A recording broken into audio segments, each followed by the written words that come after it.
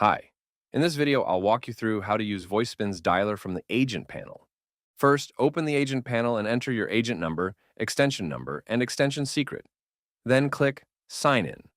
Once logged in, you'll see a screen pop up that looks like a standard soft phone interface. Next, head over to the top left corner and activate your dialer.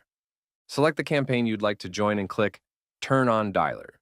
You'll hear a confirmation message indicating you're successfully connected. To start receiving calls, click the Pause button.